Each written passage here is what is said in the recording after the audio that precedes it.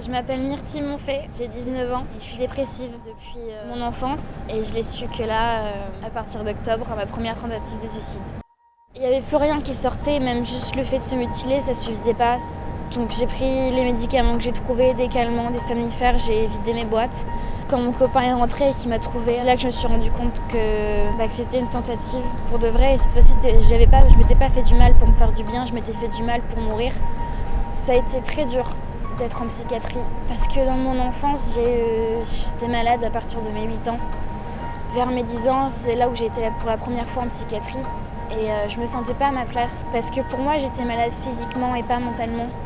Et me retrouver avec des suicidaires, avec des boulimiques, des anorexiques, des gens qui avaient des troubles obsessionnels, c'était horrible. J'ai vu des choses qu'une enfant de 10 ans n'était pas censée voir et ça m'a traumatisée.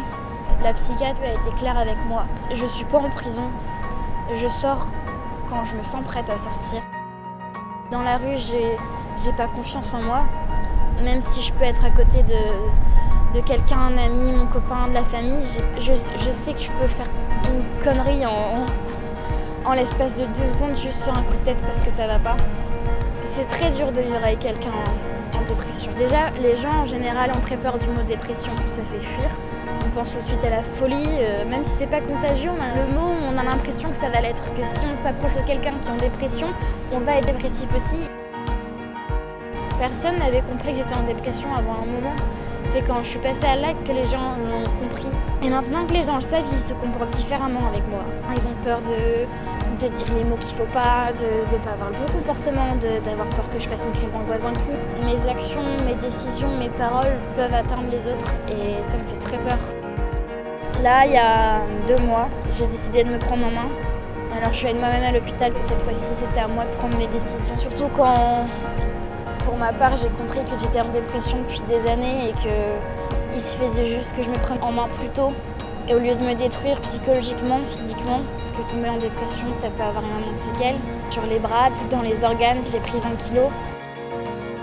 Pour toutes les personnes qui sont en dépression, qui pensent l'être, mais qui n'osent pas le dire, faut l'accepter. Il n'y a rien de grave à être en dépression.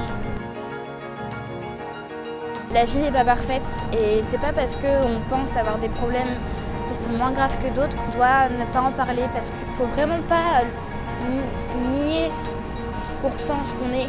Ça peut aller trop loin. Moi aussi, je me disais que mes problèmes n'étaient pas aussi graves que certains et que j'avais pas à me plaindre et que je pouvais vivre avec. Mais si on n'arrive pas à vivre avec ce qu'on vit, faut pas laisser ça de côté. Faut en parler, même juste voir un psychologue. Il n'y a rien de mal à voir un psychologue.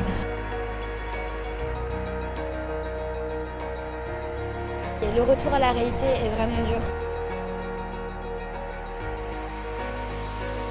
Maintenant, le gros travail à faire, c'est accepter d'être vivante et le vouloir.